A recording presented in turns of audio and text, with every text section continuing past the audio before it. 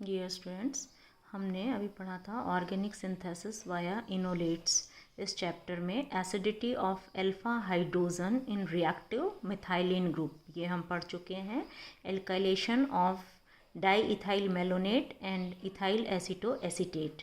और last turn में हमने देखा था Claisen condensation, that is synthesis of aceto acetic ester.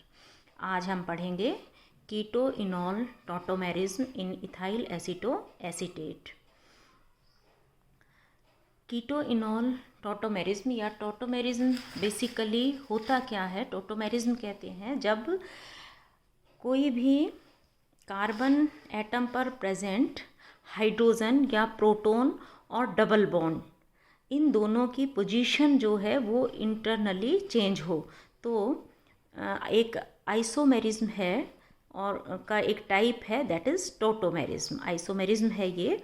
और टोटोमेरिज्म होता क्या है कि कभी भी इस तरह की आइसोमेरिज्म में जो आइसोमर्स हैं उनमें केवल प्रोटॉन और उसका कॉरेस्पॉन्डिंग जो डबल बॉन्ड की लोकेशन है ये इसमें केवल डिफ़र करते हैं। For example C double bond O CH, ये डबल बॉन्ड है, कार्बोनिल ग्रुप है और ये इसके एडसेंट कार्बन एटम है। अगर ये यूँ चेंज हो जाए कि C यहाँ का ये प्रोटॉन यहाँ शिफ्ट हो जाए और डबल बॉन्ड यहाँ पर शिफ्ट हो जाए, means double bond O C double bond C and oxygen पर यहाँ का प्रोटॉन आ गया तो एक वैलेंसी यहाँ फ्री हो गई, 4 वैलेंसीज हो गई और ये एज इट इज़ है। मीन्स डबल बॉन्ड यहाँ शिफ्ट हो गया और प्रोटॉन यहाँ शिफ्ट हो गया। या यूँ कहे कि ये जो प्रोटॉन है, जो ऑक्सीजन है वो अपने एक इलेक्ट्रॉन ले लेगा तो प्रोटॉन अपने इलेक्ट्रॉन इसको देगा, यहाँ पर डबल बॉन्ड आ गया और ये प्रोटॉन यहाँ पर शिफ्ट हो गया। यहाँ वाला जो प्रोटॉन था वहाँ ये यहाँ शिफ्ट हो गया और इसने इसको डबल बॉन्ड अपने इलेक्ट्रॉन्स इसको दे दिए और इस C डबल बॉन्ड O के इलेक्ट्रॉन यहाँ पर आ गए तो ये नेगेटिव पॉजिटिव ये यहाँ आ गया। मीन्स डबल बॉन्ड की पोजीशन जो C डबल बॉन्ड O था वो C डबल बॉन्ड C की जगह चला गया और प्रोटॉन यहाँ पर आ गया।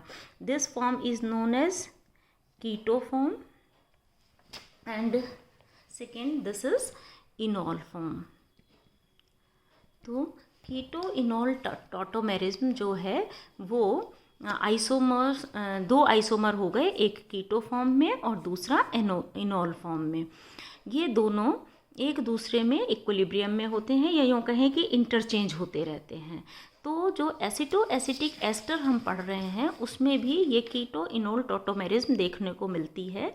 Tautomerism when isomer differ only by the placement of a proton and the corresponding location of a double bond known as tautomerism and isomers are known as tautomers. ये दोनों आइसोमर्स एक दूसरे के टॉटोमर्स कहलाएंगे।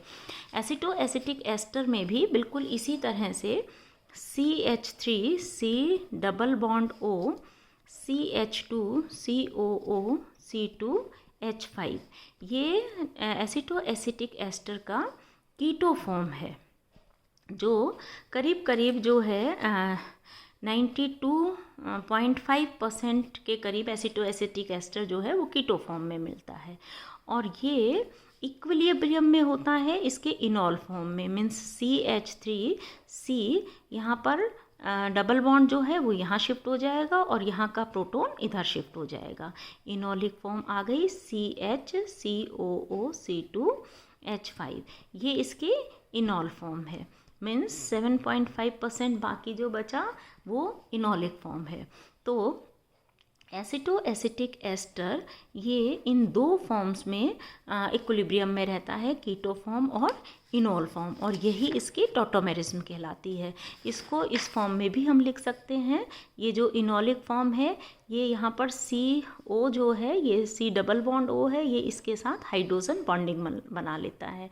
Intramolecular hydrogen bonding, with in the molecule hydrogen bonding हो जाती है इनॉलिक form में।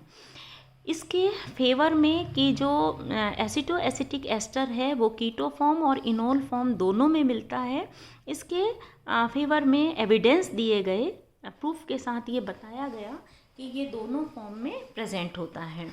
और इसके लिए इनॉलिक फॉर्म जो है गूथर ने इसके लिए बताया था कि जो एसीटो एसिटिक एस्टर की इनॉलिक फॉर्म है वो जब हम उसको सोडियम मेटल के साथ रिएक्ट करवाते हैं, मतलब एसीटो एसिटिक एस्टर को जब सोडियम मेटल Na के साथ रिएक्शन करवाते हैं तो इसका सोडियम सॉल्ट बन जाता है। एसीटो एसिटिक एस्टर का सोडियम सॉल्ट बन गया और हाइड्रोजन गैस जो है वो रिलीज़ होती है। और कभी भी जब इनॉल फॉर्म या इन ऑल ये जो प्रेजेंट होता है डबल बॉन्ड और सी के एडजेसेंट पर OH अल्कोहलिक ग्रुप जो प्रेजेंट है, इन ऑल जब प्रेजेंट है तो हमेशा ये सोडियम मेटल से रिएक्ट करके हाइड्रोजन लिबरेट होती है। तो ये प्रूव करता है कि जो एसीटो एसिटिक एस्टर है उसमें इन ऑल जो ग्रुप है, ये वाला ग्रुप ये प्रेजेंट है। लाइकवाइज ये ब्रोमीन वाटर से जब इसको रिएक्ट करवाते हैं तो जो ब्रोमीन वाटर है उसका डीकलराइजेशन हो जाता है या एसीटो एसिटिक एस्टर का ब्रोमो सॉल्ट बन जाता है। डीकलराइजेशन ऑफ ब्रोमीन, ब्रोमीन इससे रिएक्ट कर लेती है, HBr निकल जाता है। ये भी प्रूव करता है कि एसीटो एसिटिक एस्टर जो है वो उसमें इनॉलिक ग्रुप प्रेजेंट है। नेक्स्ट अगर हम इसकी FeCl3 से रिएक्शन करवाते हैं तो ये उसका FeCl3 के साथ वायलेट कलर देता है। This is also prove that इनॉल is present या इनॉलिक ग्रुप जो है वो प्रेजेंट है।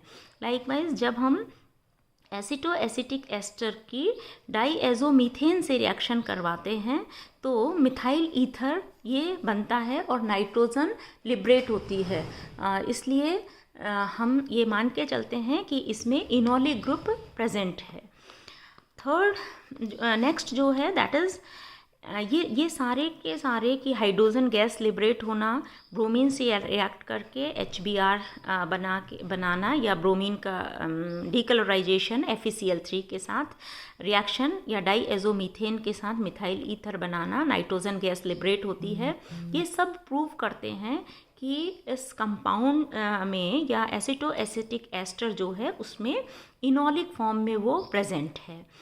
इसी तरह से फ्रैंकलिन और डूपा साइंटिस्ट थे, उन्होंने ये भी प्रूव किया कि जो एसीटो एसिटिक एस्टर है इसमें कीटोनिक फॉर्म भी प्रेजेंट होता है या ये कीटोनिक फॉर्म में भी प्रेजेंट है। इसको प्रूव करने के लिए इन्होंने बताया कि जब हम एसीटो एसिटिक एस्टर की रिएक्शन HCN हाइड्रोजन साइनाइड से करवाते हैं तो साइनोहाइड्रिन बनता है, या यूँ कहें कि इस डबल बॉन्ड पर C डबल कीटोनिक ग्रुप पर साइनो ग्रुप का और H प्रोटोन का एडिशन हो जाता है। C डबल बॉन्ड O जो था यहाँ पर ये इलेक्ट्रॉन यहाँ चले जाते हैं नेगेटिव चार्ज और ये पॉजिटिव चार्ज, और इसमें ये पॉजिटिव हो जाएगा, ये नेगेटिव, तो CN ग्रुप यहाँ जुड़ जाता है। इसमें नेगेटिव आया तो यहाँ पर OH जुड़ जाएगा और साइड इस पर पॉजिटिव था तो यहाँ पर CN नेगेटिव, तो साइनोहाइड्रिन इस तरह से फॉर्मेशन हो जाता है, साइनोहाइड्रिन बनता है। मीन्स अगर carbonyl group CO group present है, कीटो ग्रुप प्रेजेंट है सॉरी, तभी वो HCN के साथ रिएक्शन करके साइनोहाइड्रिन बनाता है। नेक्स्ट अगर इसकी हम रिएक्शन सोडियम बाईसल्फाइड के साथ कराते हैं, NaHSO3 के साथ रिएक्शन करवाते हैं तो सोडियम बाईसल्फाइड प्रोडक्ट इसका बनता है। ये भी एडिशन प्रोडक्ट है, ये भी तभी पॉसिबल है जबकि इसमें कार्बोनिल ग्रुप प्रेजेंट होगा। अगर इसकी hydroxylamine NH2OH hydroxylamine से रिएक्शन करवाते हैं तो जो प्रोडक्ट बनता है that is oxime, N double bond C double bond NOH oxime बनता है। और इसी तरह फिनाइल हाइड्रोजन के साथ अगर हम एसीटो एसिटिक एस्टर की रिएक्शन करवाते हैं तो ये फिनाइल हाइड्रोजन का एडिशन प्रोडक्ट बनता है। ये सारे रिएक्शंस जो हैं ये एडिशन हुआ है यहाँ पर और ये कार्बोनिल ग्रुप पर एडिशन हुआ है। ये शो कर रहे हैं कि एसीटो एसिटिक एस्टर वो इनॉल के साथ साथ कीटोनिक फॉर्म में भी प्रेजेंट होता है।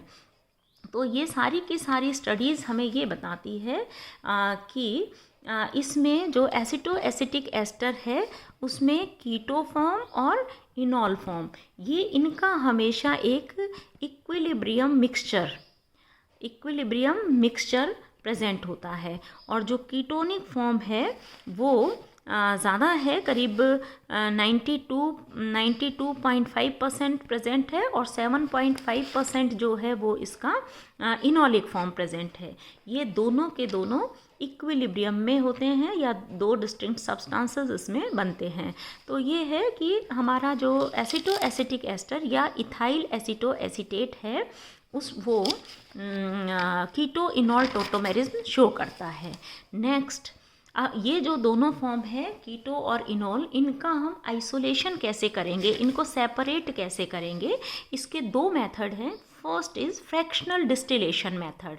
ये के मेयर ने इसको किया था सबसे पहले आइसोलेशन कीटो और इनॉल फॉर्म का, और इसके लिए उन्होंने ऑल क्वार्ट्ज एपरेटस जो है वो यूज़ किया था। ग्लास एपरेटस यूज़ नहीं करते हैं इसमें, क्योंकि उसका जो वो है ग्लास है that is basic in nature, sufficiently basic होता है, और वो इनके कीटो इनॉल जो इक्विलिब्रियम है उसको इफ़ेक्ट करता है। तो इनको जो भी इक्विलिब्रियम में नॉर्मल कंडीशन में रहेंगे, अगर हमने ग्लास एपरेटस यूज़ किया तो glass being sufficiently basic in nature it affects the keto enol equilibrium. So Meyer used all quartz apparatus for the fractional distillation of keto enol form। और आपको पता है फ्रैक्शनल डिस्टिलेशन में जो apparatus होता है इस तरह से उसमें हम सब्सटेंस को इसमें डाल देते हैं और डिफरेंट जो इस तरह से एक डिस्टिलेशन प्लांट होता है, यहाँ पर हम उसको हीट करते हैं और डिफरेंट टेम्परेचर पर फ्रैक्शंस को कलेक्ट कर लेते हैं, ड्रॉप वाइज वो आते रहता है, उस फ्रैक्शंस को कलेक्ट कर लेते हैं। तो इन्होंने जो इनॉल फॉर्म था मेयर ने ऑल क्वार्ट्ज एपरेटस पे, वो 33 डिग्री सेंटीग्रेड पर, क्योंकि ये ज़्यादा वोलाटाइल होता है इनॉल फॉर्म। और क्यों ज़्यादा वोलाटाइल होता है, आपको बताया था इनॉलिक फॉर्म में इस तरह से एसिटो एसिटिक एस्टर में इंट्रामॉलिक्यूलर हाइड्रोजन बॉन्डिंग हो जाती है। इंट्रामॉलिक्यूलर हाइड्रोजन बॉन्डिंग होने से ये मॉलिक्यूल अपने आप में इस स्ट्रक्चर में इस फॉर्म में आ गया, तो ये ज़्यादा वोलाटाइल हो जाएगा। अगर दूसरे मॉलिक्यूल से इंटरमॉलिक्यूलर हाइड्रोजन बॉन्डिंग होती तो इसको तोड़ना मुश्किल होता और इसका बॉइलिंग पॉइंट बढ़ जाता, लेकिन क्योंकि इसमें intramolecular with in the molecule hydrogen bonding present है, इसलिए इसका बॉइलिंग पॉइंट कम है। तो इनॉल में जो है ये इंट्रामॉलिक्यूलर हाइड्रोजन बॉन्डिंग अंतरा आणविक अपने आप में ही इंट्रामॉलिक्यूलर हाइड्रोजन बॉन्डिंग है, इसलिए इसका बॉइलिंग पॉइंट कम है। तो 33 पर ये बॉयल होता है। तो इस फ्रैक्शन को कलेक्ट कर लेते हैं फ्रैक्शनल डिस्टिलेशन में, और उसको फिर प्योरीफाइड फॉर्म में लाके उसको कलेक्ट कर लेते हैं। जो कीटोनिक फॉर्म है वो 40 से 41 डिग्री सेंटीग्रेड पर कलेक्ट करते हैं इसका फ्रैक्शनल डिस्टिलेशन में। तो इसको ये जो फ्रैक्शन है कीटोनिक फ्रैक्शन, वो क्वार्ट्ज फ्लास्क में बाद में कीटोनिक फॉर्म जो है वो बच जाती है। जब हम इनॉलिक फॉर्म ले लेते हैं तो कीटोनिक फॉर्म क्वार्ट्ज फ्लास्क में बच जाएगी। तो इसको हम higher temperature 40 to 41 degree centigrade पर कलेक्ट कर लेते हैं। तो के मेयर ने प्योर इनॉल और प्योर कीटो फॉर्म को आइसोलेट किया था बाय फ्रैक्शनल डिस्टिलेशन। नेक्स्ट जो मेथड है दैट इज़ नोर मेथड, या इसको क्रिस्टलाइजेशन मेथड भी कहते हैं, कि हम एक बार इनॉल फॉर्म को और दूसरी बार कीटो फॉर्म को का क्रिस्टलाइजेशन कर लें, अलग अलग फॉर्म में उसको हम कलेक्ट कर लें। इसके लिए नॉर ने 1911 में लाइट पेट्रोलियम सॉल्यूशन लिया था इथाइल एसिटो एस्टर का, जो है एक लाइट पेट्रोलियम सॉल्यूशन, मतलब इथाइल एसिटो एसिटेट को इसमें पेट्रोलियम में या नॉर्मल पेंटेन में डिज़ोल्व कर लिया और इसको ठंडा करा। बहुत ज़्यादा ठंडा करने के लिए सॉलिड CO2 और ईथर का सॉल्यूशन लिया, इससे इसको कूल डाउन कर लिया। जब ये ठंडा हो जाता है तब हम इसको इसके इस टेम्परेचर पर बहुत ज़्यादा, मतलब इसको -78 डिग्री सेंटीग्रेड तक हम इसको कूल कर लेते हैं। तो इसका कीटोनिक फॉर्म जो है उसका क्रिस्टलाइजेशन हो जाता है, मतलब वो सॉलिड फॉर्म में हमें मिल जाता है और सेपरेट आउट हो जाता है। इसको सेपरेट आउट करने के बाद जो हमें क्रिस्टल्स मिलेंगे वो प्योर फॉर्म में कीटो फॉर्म के क्रिस्टल्स मिलेंगे, जिनका कि मेल्टिंग पॉइंट जो है सॉलिड क्रिस्टल्स है उनका मेल्टिंग पॉइंट है -39 डिग्री सेंटीग्रेड, इस पर वो मेल्ट होते हैं। तो इस मेथड से जो हमें कंपाउंड मिलता है वो 100% प्योर कीटो फॉर्म मिलता है। क्यों? क्योंकि उस कंपाउंड को जब हम ब्रोमीन वाटर के साथ रिएक्शन करते हैं या FeCl3 के साथ रिएक्शन करते हैं तो कोई रिएक्शन नहीं देता है। It proves that it is pure keto form. अब इनोलिक फॉर्म को लेने के लिए हम इथाइल एसीटेट का जो है वो ले लेते हैं, उसका सॉल्यूशन जो है उसका सोडियम सॉल्ट बना लेते हैं पहले। तो इनोलिक फॉर्म का सोडियम सॉल्ट इनोलिक फॉर्म जो है इथाइल एसीटोएस्टेट के, इसका सोडियम सॉल्ट ले लिया और इस सोडियम सॉल्ट को फिर हमने लाइट पेट्रोलियम में कूल किया, नॉर्मल पेंटेन में सॉल्यूशन बना लिया और ऐसे ही जो है सॉलिड CO2 और ईथर के बाद के साथ इसको कूल किया, वही -78 डिग्री सेंटीग्रेड तक इसको कूल कर लिया। और उसके बाद जो भी हमें सब्सटेंस मिला, एकदम सॉलिड सब्सटेंस मिलेगा, उसको हमने ड्राई HCl गैस के साथ हीट किया। तो ये उसमें जो सोडियम सॉल्ट था वो HCl के साथ रिएक्शन करने पर NaCl निकल जाएगा। उस NaCl जो है उसको फिल्ट्रेशन से हम अलग कर लेते हैं और इसके बाद जो प्रोडक्ट मिला है उसको हीट करते हैं। सो द प्रोडक्ट जो मिला दैट इज़ इनोलिक फॉर्म, और ये कार्बोनिल रिएजेंट्स के साथ रिएक्शन नहीं करता बल्कि FeCl3 और ब्रोमीन वाटर के साथ रिएक्शन करता है। मीन्स ये प्योर फॉर्म में हमें इनोलिक कंपाउंड मिल जाता है, प्योरीफाइड फॉर्म में इनोलिक। तो ये दो मेथड है, एक तो फ्रैक्शनल डिस्टिलेशन मेथड और दूसरा नॉर मेथड या क्रिस्टलाइजेशन मेथड। इन दो तरीक़ों से हम कीटो और इनोल फॉर्म को सेपरेट कर सकते हैं, इनका आइसोलेशन कर सकते हैं। और इस आइसोलेशन में हमें करीब वही 92.5% के करीब जो है वो कीटो फॉर्म मिलता है और बाकी रेस्ट जो है वो 7.5% के करीब इनोल फॉर्म मिल जाता है। तो इस तरह से जो कीटो इनोल का जो मिक्सचर है वो मेयर साइंटिस्ट ने क्रिस्टलाइजेशन मेथड से इसको सेपरेट आउट किया था। ना इनका रेशियो हम कैसे पता करेंगे, कीटो इनोल का डिटर्मिनेशन कैसे करेंगे कि कितना कीटोन प्रेजेंट है और किसी भी एसिटो एसिटिक एस्टर जो है वो प्रेजेंट है उसमें कितना कीटोन होगा और कितना इनोल होगा। इसके लिए कूड्स मेयर टाइट्रेशन मेथड है, कूड्स मेयर टाइट्रेशन मेथड, इन्होंने इसको आइसोलेट किया था।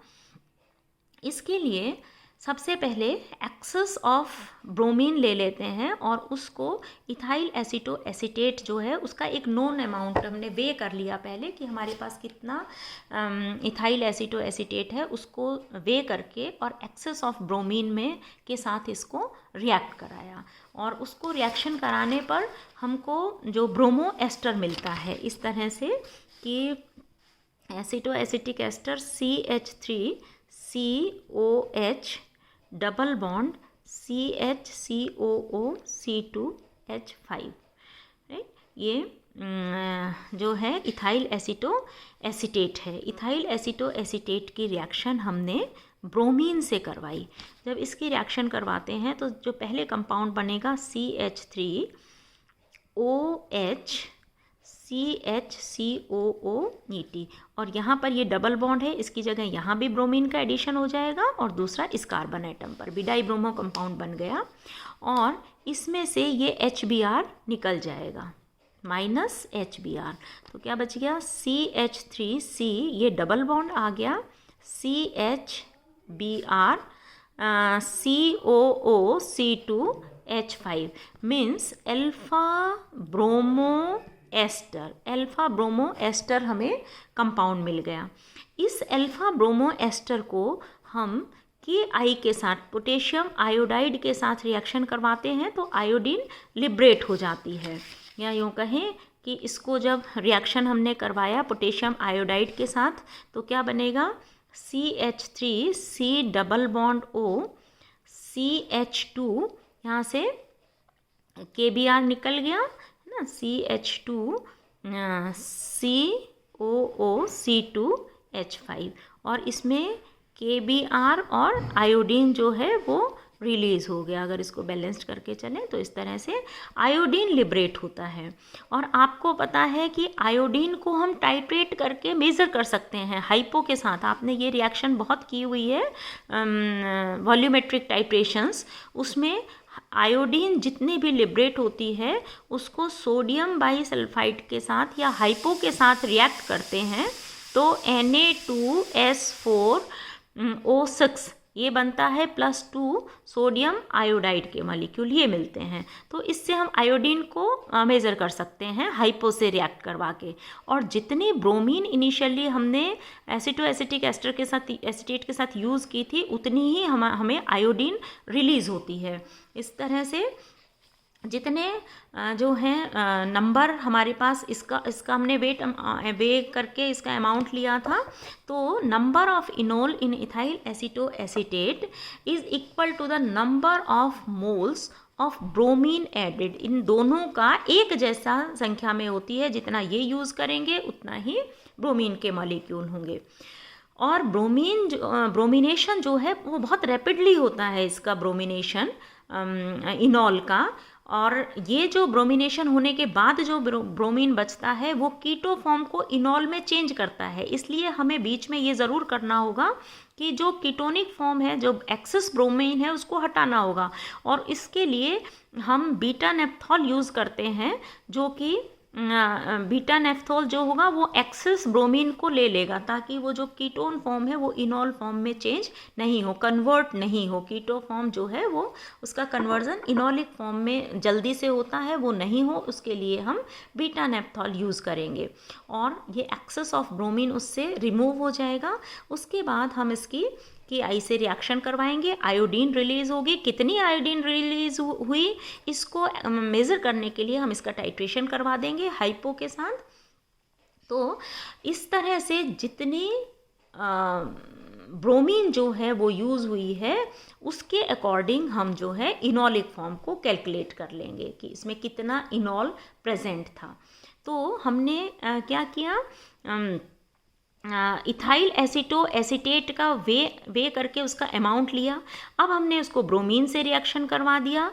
इसका इनॉलिक फॉर्म केवल ब्रोमीन से रिएक्ट करता है और ब्रोमीन जो एक्सेस में होगा जो कि कीटोनिक फॉर्म को इनॉल में चेंज ना करे तो उसको हमने बीटा नेप्थॉल जो है वो उसमें रिएक्शन करवा के एक्सेस ब्रोमीन को रिमूव कर दिया।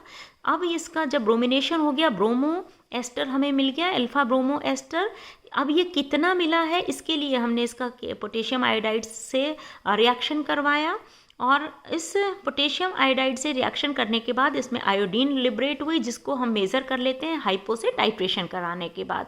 तो टाइट्रेशन से हमें पता चल जाएगा आयोडीन कितनी रिलीज़ हुई है और वो कितनी होगी जितनी ब्रोमीन यूज़ हुई होगी। और ब्रोमीन और ये दोनों इक्वल अमाउंट में है तो कितना इनॉलिक फॉर्म में एसिटिक एसिटेट प्रेजेंट है वो हमें पता चल जाएगा अमाउंट।